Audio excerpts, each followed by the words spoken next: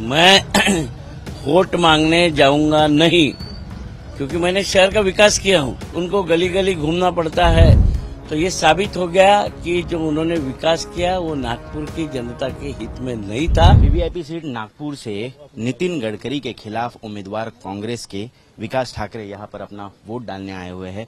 विकास जी, hat trick होने जा रही है नितिन गडकरी की, वो तो कॉन्फिडेंट है, मान रहे कि विजय पक्का है, क्या कह रहे हैं आप?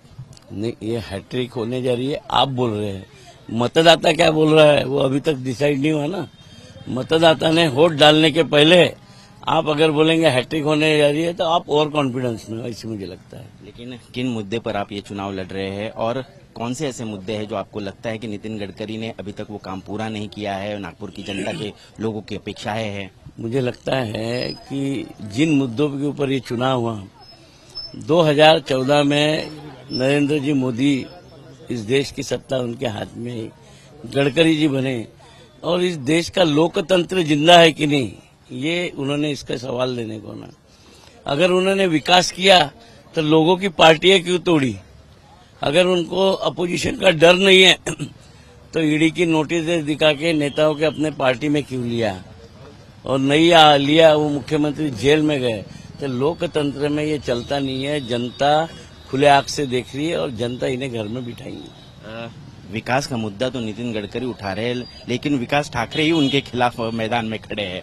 लगता है इस बार कांटे की टक्कर होगी। मुझे लगता है गडकरी साहब ने चुनाव के मैदान में आने के 3 महीने पहले बोला था, मैं वोट मांगने जाऊंगा नहीं, क्योंकि मैंने शहर का विकास किया हूं।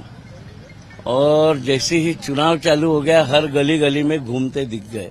तो इस पे से अंदाजा लगाइए, उनको खुद ही को अपने विकास पे भरोसा नहीं था, इसलिए वो गली में वोट मांगने गए। तो इतने बड़े आदमी ने बोल दिया कि मैं वोट मांगने जाऊंगा नहीं, तो फर्म रहना था अपने डिसीजन पे, देना है तो दे वोट, नहीं तो ना दे, ऐसे उनका स्टेटमेंट है। अगर इस स्टेटमेंट के बावजूद उनको गली गली घूमना पड़ता है, तो ये साबित हो गया कि जो उन्होंने विकास किया वो नागपुर की जनता के हित में नहीं था, इसलिए वो गली गली घूमे।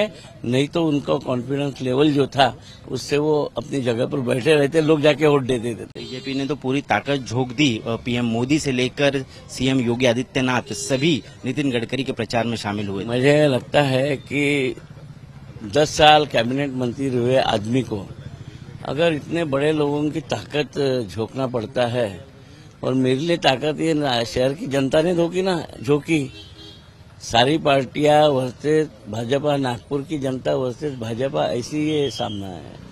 क्या कितना विश्वास है और कितनी लीड से आपको लगता है कि 1 लाख वोट से मैं चुन के आऊंगा? 1 लाख वोट।